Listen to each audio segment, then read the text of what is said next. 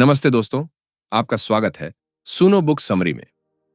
आज हम शुरू कर रहे हैं द बुक ऑफ सीक्रेट्स की इस श्रृंखला का दूसरा भाग। यदि आपने पहला भाग नहीं देखा है तो कृपया पहले उसे जरूर देखें, क्योंकि यह यात्रा वहीं से आगे बढ़ रही है जहां हमने चेतना के पहले द्वार को खोला था।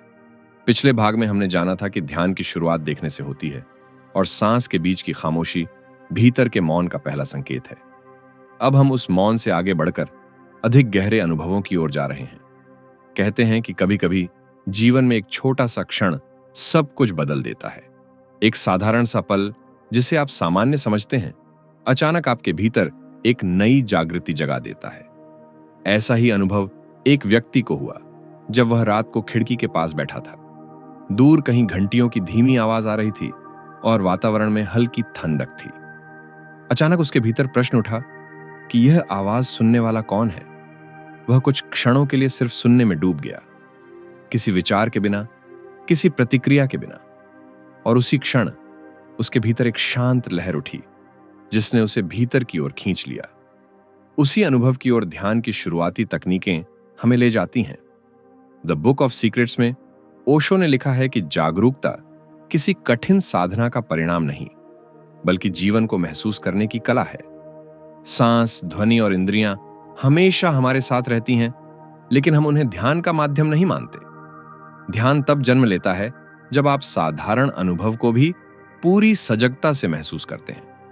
इस दूसरे भाग में हम इन्हीं शुरुआती ध्यान तकनीकों की गहराई में उतरेंगे। कई तकनीकें सांस पर आधारित हैं, कई ध्वनि पर और कुछ शरीर की ऊर्जा पर। ये सभी तकनीकें मिलकर मनुष्य को भीतर की यात्रा के लिए तैयार करती हैं। यह मार्ग केवल विचारों का नहीं, अनुभव का मार्ग है। यदि आप इसे सुनते समय अपनी सांस को थोड़ा और गहराई से महसूस करें, किसी ध्वनि को अधिक ध्यान से सुनें या अपने शरीर की हल्की स्पंदना को पहचान लें, तो समझिए कि आपकी यात्रा अभी इसी क्षण शुरू हो चुकी है। अब हम अवेयरनेस के उन द्वारों को खोलेंगे जहां से ध्यान की पहली परतें प्रकट होती हैं और मनुष्य धीरे धीरे अंतर्मन की ओर बढ़ना सीखता है। ध्यान की सबसे प्राचीन और सरल विधि सांस पर आधारित है, क्योंकि सांस वह एक अनुभव है जो हमारे साथ जन्म से लेकर अंत तक बना रहता है। इसलिए द बुक ऑफ सीक्रेट्स की शुरुआती कई तकनीकें सांस के माध्यम से भीतर उतरने का मार्ग दिखाती हैं। ओशो बताते हैं कि सांस वह पुल है जो शरीर और चेतना को जोड़ता है। अगर आप सांस को समझ लें तो अपने भीतर बहुत कुछ समझने लगते हैं, क्योंकि सांस का स्वभाव हमेशा सत्य बताता है। जब मन शांत होता है तो सांस धीमी और कोमल होती है। जब मन अशांत होता है तो सांस तेज और भारी हो जाती है।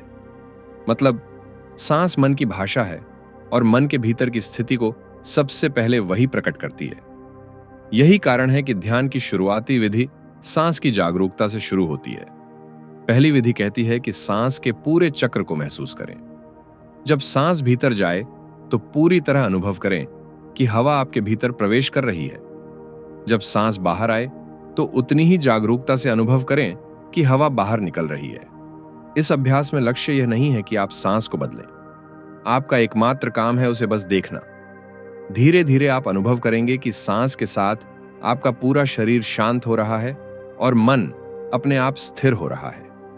यह अभ्यास कहीं भी किया जा सकता है, भीड़ में, घर में, चलते हुए या यहां तक कि बात करते हुए भी। जहां जागरूकता है वहां ध्यान शुरू हो जाता है। दूसरी विधि में कहा गया है कि सांस कितनी गहरी या उथली जा रही है, इस पर ध्यान रखें।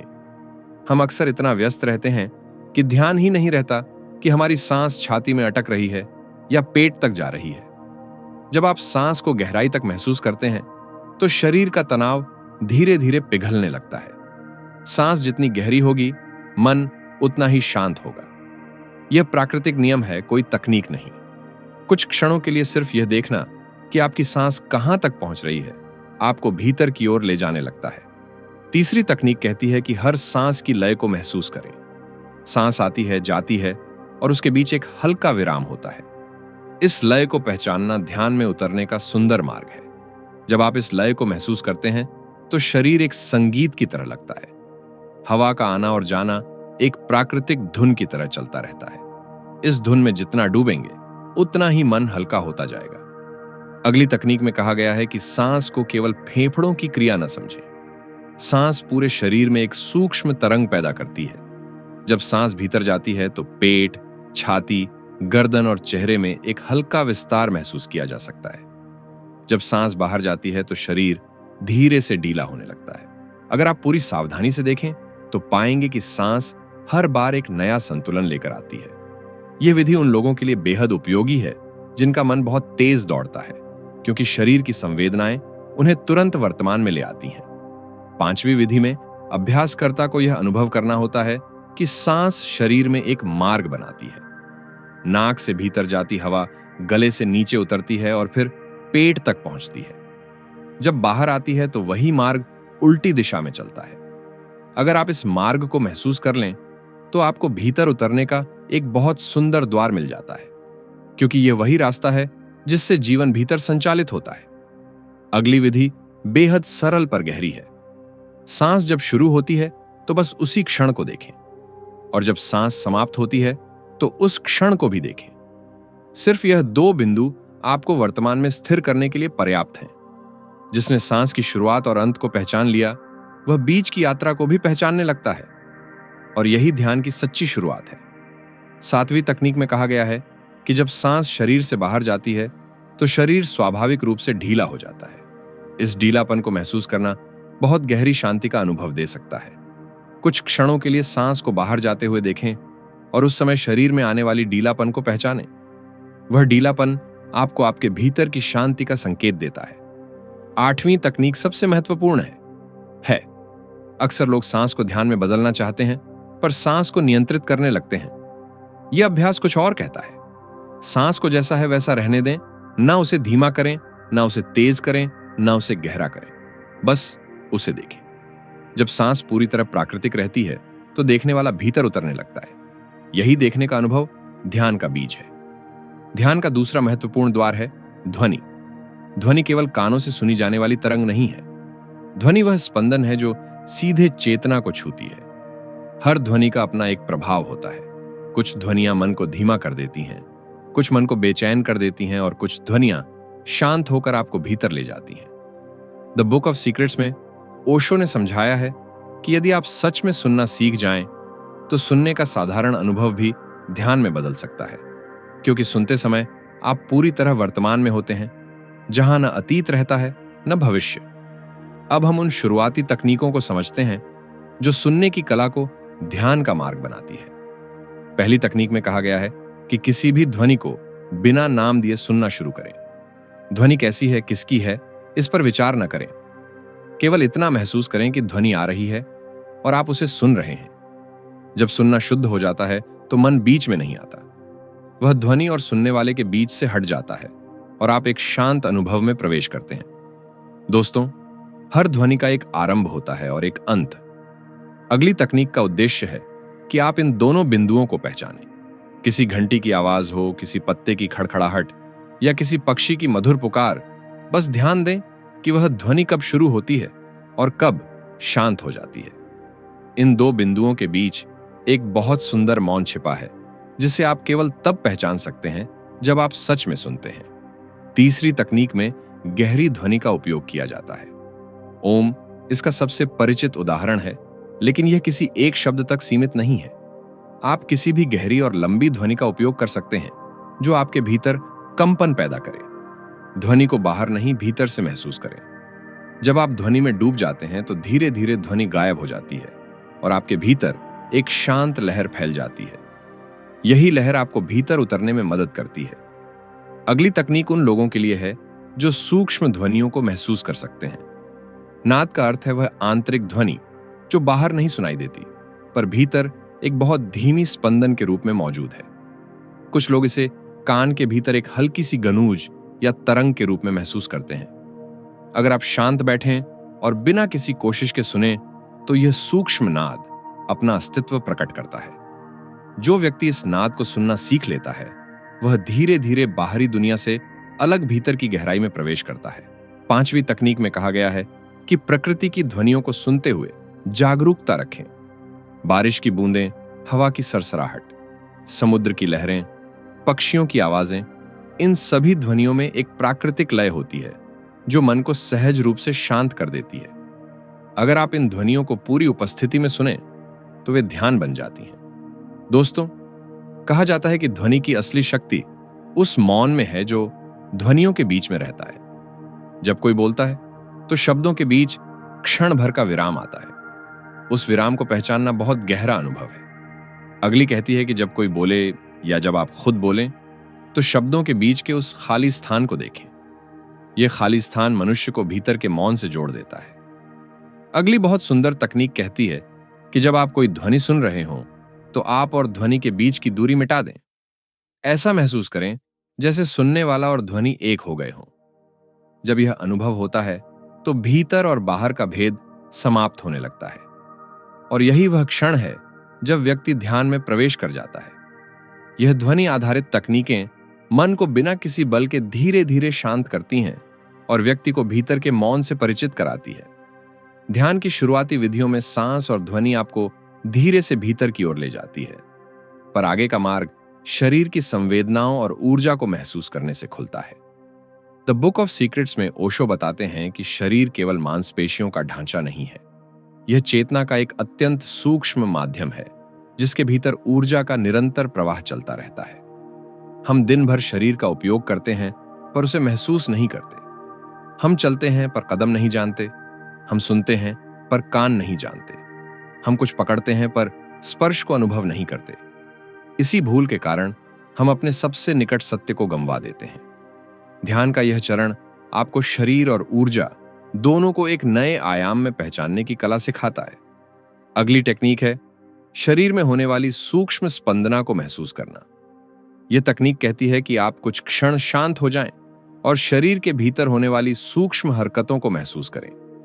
शरीर हमेशा हल्की कंपी में होता है, कभी नसों में कंपन, कभी दिल की धड़कन, कभी उंगलियों में गर्माहट, कभी पैरों में हल्का दबाव। इन सूक्ष्म संवेदनाओं को देखने से आप अपने ही शरीर के साथ पहली बार गहरा जुड़ाव महसूस करते हैं। यह जुड़ाव ध्यान का पहला शरीर आधारित अनुभव है।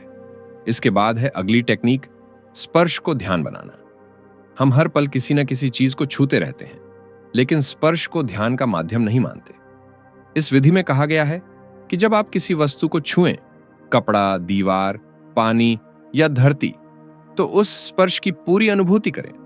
स्पर्श में एक अद्भुत ऊर्जा होती है जो आपको उसी क्षण में रोक देती है। स्पर्श जितना गहरा महसूस होगा, ध्यान उतनी ही सहजता से उतरेगा। अगली टेक्निक है शरीर की हल्की हरकत को देखना। शरीर कभी पूरी तरह स्थिर नहीं रहता। आप बैठे या खड़े हों, सांस के साथ हल्की हरकत हमेशा बनी रहती है। यह तकनीक कहती है कि इस सूक्ष्म गति को देखना सीखें। सीने का उठना, पेट का फैलना, गर्दन की हल्की टोनिंग, ये सब जीवन की उपस्थिति के संकेत हैं। जब आप इन्हें देखते हैं तो भीतर की जागरूकता गहरी होने लगती है। टेक्निक 19 है ऊर्जा के प्रवाह को महसूस करना। शरीर के भीतर ऊर्जा की एक धारा लगातार बहती रहती है। बहुत से लोग इसे केवल योग में महसूस करते हैं, लेकिन यह धारा हमेशा सक्रिय रहती है। कुछ क्षणों के लिए आंखें बंद कर शरीर के भीतर फैलती हल्की गर्माहट, हल्की तरंग या नाड़ी की धड़कन को महसूस करें। यह अनुभव बताता है कि शरीर केवल भौतिक नहीं, बल्कि ऊर्जा का घर है। अगली तकनीक में कहा गया है कि आप शरीर के किसी एक हिस्से पर ध्यान न दें, बल्कि पूरे शरीर को एक साथ महसूस करें। सर से लेकर पैर तक एक ही पल में संपूर्ण शरीर की उपस्थिति को पहचानें। यह अभ्यास आपको भौतिक देह के परे ऊर्जा देह से परिचित कराता है। यही वह आधार है जहां से गहरी ध्यान अवस्थाएं जन्म लेती हैं। अगली टेक्निक है तनाव को बिना बदले देखना। अक्सर तनाव आते ही हम उसे हटाने की कोशिश करते हैं। यह विधि कुछ और कहती है। तनाव जहां है उस स्थान को बस महसूस करें। कंधे, पेट, चेहरे या सीने में जो भी दबाव है उसे केवल देखें। कुछ ही क्षणों में आप पाएंगे कि तनाव स्वयं पिघलने लगता है, क्योंकि देखने भर से उसका नियंत्रण समाप्त हो जाता है। टेक्निक 22 है शरीर के तापमान को महसूस करना। शरीर का तापमान भी आपके मन की अवस्था का दर्पण है। यह तकनीक कहती है कि आप शरीर के तापमान को महसूस करें, कहां ठंडक है, कहां गर्माहट है और यह अनुभव कैसा है। इस सरल अभ्यास से आप अपने शरीर के सूक्ष्म रहस्यों से परिचित होते हैं। टेक्निक 23 है देह की सीमा को पहचानना। हर व्यक्ति की देह की एक सीमा होती है। जहां शरीर समाप्त होता है वहां एक हल्का सा अनुभव होता है, जैसे कोई आवरण हो या एक ऊर्जा का घेरा। कुछ क्षणों के लिए इस सीमा को महसूस करें। आप पाएंगे कि यह सीमा बहुत जीवित है और यह अनुभव आपको आपकी गहराई से जोड़ता है। टेक्निक 24। स्थिर बैठकर ऊर्जा की धड़कन को सुनना। कुछ देर बिल्कुल स्थिर बैठें और शरीर की ऊर्जा को सुनें। यह सुनाई नहीं देती, पर अनुभव होती है। एक हल्की तरंग, एक सूक्ष्म कंपन, जैसे भीतर कोई संगीत चल रहा हो। जिसने इस तरंग को पहचान लिया, उसका ध्यान स्वाभाविक रूप से गहराता है। अंतिम तकनीक में कहा गया है कि शरीर को केवल कुछ क्षणों के लिए पूरी तरह शांत होने दें। जब शरीर मौन होता है तो ऊर्जा स्थिर हो जाती है और उसी स्थिरता में भीतर का साक्षी प्रकट होता है। यह स्थिरता ध्यान का पहला गहरा द्वार है। ये सभी तकनीकें आपके भीतर के ऊर्जा केंद्र को जागृत करती हैं और ध्यान को केवल सोच का नहीं, अनुभव का मार्ग बनाती हैं। दोस्तों, ध्यान तब तक अधूरा रहता है जब तक वह हमारी रोजमर्रा की जिंदगी में उतर ना आए। कई लोग ध्यान को किसी विशेष आसन, किसी विशेष समय या शांत जगह से जोड़ते हैं, लेकिन द बुक ऑफ सीक्रेट्स में ओशो बताते हैं कि ध्यान का असली अर्थ है हर पल में पूरी उपस्थिति के साथ जीना। जो व्यक्ति जागरूकता को केवल कुछ मिनट की साधना तक सीमित रखता है, वह ध्यान की गहराई को नहीं छू पाता। ध्यान तो वह क्षण है जब आप अपने काम को पूरा सचेतन होकर करते हैं। आप बोल रहे हो, चल रहे हो, खाना खा रहे हो या किसी को सुन रहे हो, हर क्षण जागरूक रहना ही डेली लाइफ मेडिटेशन है। अगर आप अपने दिन के 10 छोटे पलों में भी पूरी सजगता ला सकें, तो वह साधारण जीवन को भी ध्यान में बदल देता है। अब आगे यही जागरूकता हम कुछ मुख्य अनुभवों में देखते हैं। आप हर दिन चलते हैं, पर शायद ही कभी महसूस करते हैं कि चलते समय शरीर कैसा चलता है। कदम कैसे उठते हैं, धरती पैरों के नीचे कैसी लगती है और शरीर किस लय में आगे बढ़ता है। इस तकनीक में कहा गया है कि चलना केवल शरीर की क्रिया न रहे, उसे एक अनुभव बनाएं। कदम रखते समय धीरे से ध्यान दें कि पैरों में कैसा स्पर्श हो रहा है, शरीर किस गति से चल रहा है, कंधे कैसे हिल रहे हैं, चाहे आप घर में चल रहे हों या बाहर सड़क पर। अगर इन क्षणों में आप पूरी उपस्थिति रखते हैं, तो चलना ध्यान बन जाता है। कदमों की आवाज, शरीर की लय और हवा का स्पर्श अचानक बहुत गहरा अनुभव देने लगते हैं। चलते हुए छोटी सी जागरूकता आपको तुरंत वर्तमान में वापस लाती है। हम अक्सर जल्दी में खाना खाते हैं, जैसे यह एक काम हो जिसे जल्द से जल्द पूरा करना है। फिर खाना शरीर को पोषण नहीं देता, बस पेट भरता है। ध्यान की यह विधि कहती है कि भोजन एक पवित्र अनुभव है। जब आप खाना खाते हैं तो कुछ पल के लिए पूरी ध्यानपूर्वक खाएं। भोजन का रंग, उसकी खुशबू, पहला निवाला उसका स्वाद और स्पर्श सबको महसूस करें। अगर आप सिर्फ 5 मिनट पूरी शांति से और सजगता से खाएं, तो भोजन ध्यान बन जाता है। इस सजगता में मन शांत होता है और शरीर सुख महसूस करता है। यह साधारण भोजन को भी एक सुंदर ध्यान में बदल देती है। दोस्तों, हम बोलते समय अक्सर अपनी बातों पर ध्यान नहीं देते। हम शब्दों की जगह प्रतिक्रियाएं बोलते हैं, लेकिन सजगता कहती है कि बोलना भी ध्यान का अवसर है। जब आप बात करें तो कुछ क्षण के लिए रुकें और महसूस करें कि कौन बोल रहा है, शब्द कहां से उठ रहे हैं, भावना कैसी है, आवाज कैसी है। अगर बोलने से पहले बस एक पल की उपस्थिति आ जाए, तो शब्द शांत होते हैं और ऊर्जा साफ हो जाती है। फिर आपकी बात न केवल सुनाई देती है, बल्कि महसूस भी होती है। जीवन में सबसे कठिन पल वही है जब भावनाएं तेज हो जाती हैं। क्रोध, दुख, डर, चिंता, ये सब मनुष्य को भीतर से हिला देते हैं। लेकिन ध्यान की यह अवस्था कहती है कि भावनाओं से भागे नहीं, उन्हें देखें। जब आप किसी भावनात्मक क्षण में हो, तो कुछ क्षण के लिए सिर्फ यह पहचानें कि आपके भीतर क्या उठ रहा है। उसे रोकिए नहीं, दबाइए नहीं, बस महसूस कीजिए कि वह कैसे उठता है, कैसे बहता है और कैसे शांत हो जाता है। भावना को देखते ही उसकी तीव्रता कम होने लगती है और आप धीरे धीरे उस भावनात्मक लहर से ऊपर उठ जाते हैं। ध्यान की सबसे बड़ी खूबसूरती यह है कि वह व्यक्ति को केवल भीतर नहीं ले जाता, बल्कि शरीर और चेतना के बीच एक ऐसा पुल बना देता है जो जीवन के हर अनुभव को बदल देता है। हम अक्सर शरीर को अलग समझते हैं और चेतना को अलग। शरीर चलता है, सोच चेतना में उठती है, भावनाएं मन में बनती हैं। हम मान लेते हैं कि यह सब अलग अलग संसार हैं। लेकिन द बुक ऑफ सीक्रेट्स में ओशो बताते हैं कि शरीर और चेतना कभी अलग नहीं रहे। उनके बीच पुल है और उस पुल का नाम है जागरूकता। जागरूकता वह शक्ति है जो शरीर के हर अनुभव को चेतना तक पहुंचाती है। अगर शरीर में हल्का तनाव भी हो तो वही तनाव जागरूकता से पहचाना जाता है। अगर भीतर कोई शांति उठे तो उसका अनुभव भी जागरूकता से ही होता है। यानी जागरूकता दोनों के बीच संदेशवाहक है। शरीर की भाषा भी उसी से समझ में आती है और चेतना की गहराई भी उसी से खुलती है। जब व्यक्ति अपने शरीर को महसूस करता है तो वह अपने अस्तित्व के पहले द्वार को छूता है, और जब वह अपने भीतर की चेतना को पहचानता है तो वह अपने सबसे ऊंचे आयाम को छू लेता है।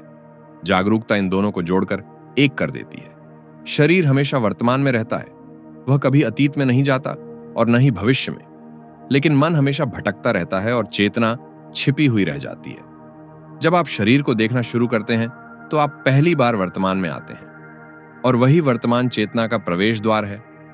उदाहरण के लिए, जब आप अपनी सांस को महसूस करते हैं तो वह सांस शरीर का अनुभव है, लेकिन उसी अनुभव में आप चेतना की उपस्थिति को भी पहचानते हैं। यही पुल है शरीर और आत्मा के बीच। जब व्यक्ति लगातार सजग रहता है तो उसका अनुभव बदलने लगता है। पहले वह खुद को शरीर समझता था, फिर मन समझने लगता है, और धीरे धीरे वह खुद को देखने वाला पहचानने लगता है। यही आइडेंटिटी शिफ्ट है। शरीर है, मन है, भावनाएं हैं, पर देखने वाला उनसे अलग है।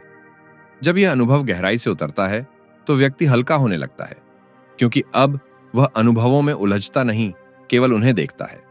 और जो व्यक्ति देखता है वह हमेशा मुक्त रहता है। जागरूकता केवल ध्यान के समय तक सीमित नहीं रहती, धीरे धीरे वह हर कार्य में उतरने लगती है।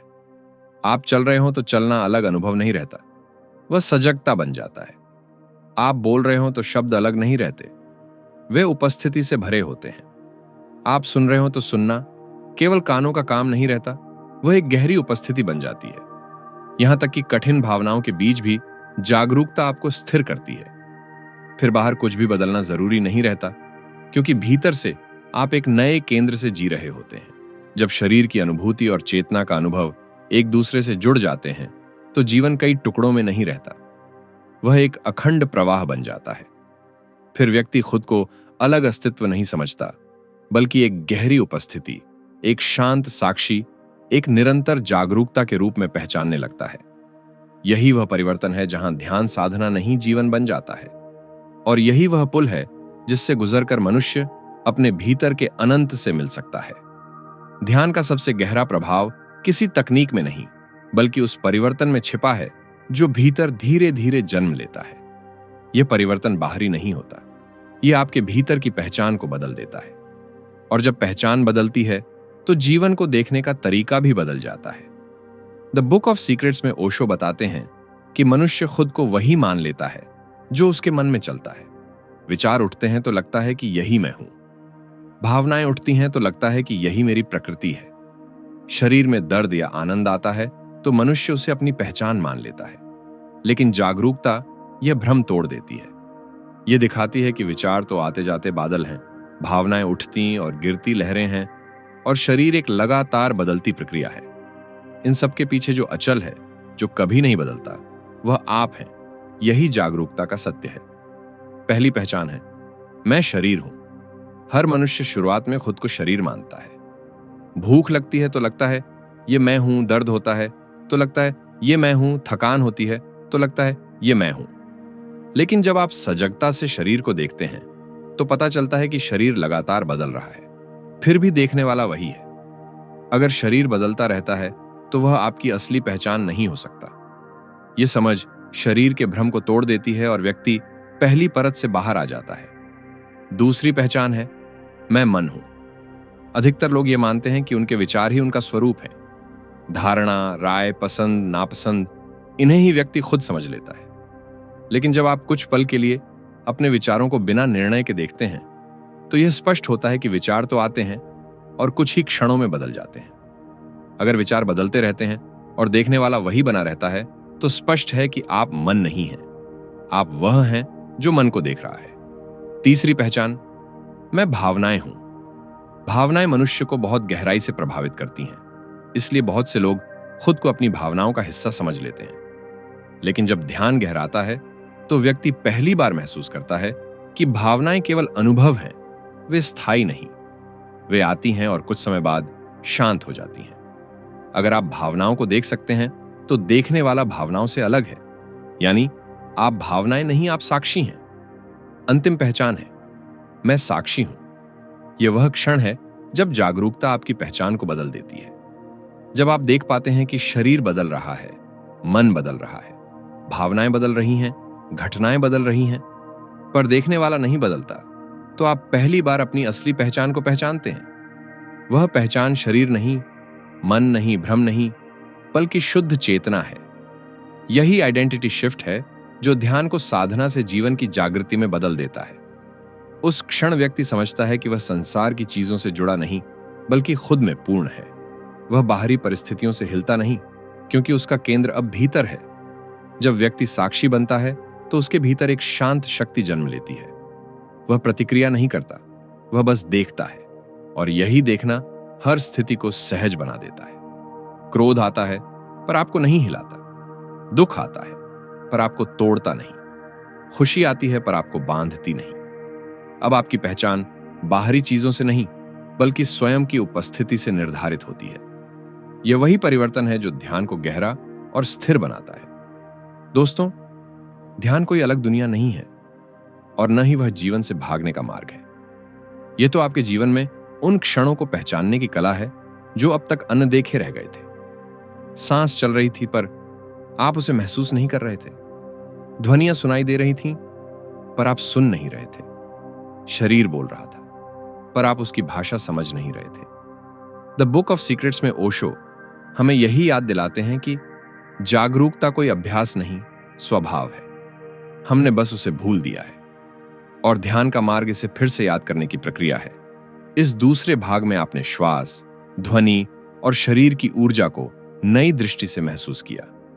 अगर आपने सुनते समय एक पल के लिए भी अपने भीतर शांति को उठते हुए पाया, तो समझिए कि ध्यान शुरू हो चुका है। क्योंकि ध्यान की शुरुआत किसी विधि से नहीं, बल्कि उस क्षण से होती है जब आप पूरी उपस्थिति में आ जाते हैं। जागरूकता का स्पर्श बहुत कोमल होता है। वह कोई चमत्कार नहीं दिखाता, न कोई शोर मचाता है। वह धीरे से आपके जीवन में प्रवेश करता है और सब कुछ बदलने लगता है। वह बदलता है आप कैसे चलते हैं, कैसे बोलते हैं, कैसे सुनते हैं और कैसे अनुभव करते हैं। सबसे सुंदर परिवर्तन तब होता है जब आप समझते हैं कि जीवन का हर क्षण ध्यान का अवसर है। कोई पल भी साधारण नहीं होता अगर उसमें जागरूकता उपस्थित हो। अब जबकि आप पहचान चुके हैं कि सांस, ध्वनि और शरीर ध्यान के द्वार बन सकते हैं, अगला चरण और भी गहराई में ले जाएगा। वहां से ध्यान केवल अभ्यास नहीं रहेगा, वह आपके भीतर का स्वभाव बन जाएगा। अगर इस यात्रा का दूसरा भाग आपको भीतर थोड़ी भी शांति या जिज्ञासा दे पाया, तो इसे दूसरों तक जरूर पहुंचाएं, क्योंकि किसी एक पल की जागरूकता भी किसी की जिंदगी को नई दिशा दे सकती है। चैनल सुनो बुक समरी को सब्सक्राइब करें ताकि आप तीसरे भाग से जुड़ सकें, जहां हम ध्यान के और गहरे रहस्यों की ओर बढ़ेंगे। धन्यवाद। मिलते हैं अगले भाग में। जय हिंद,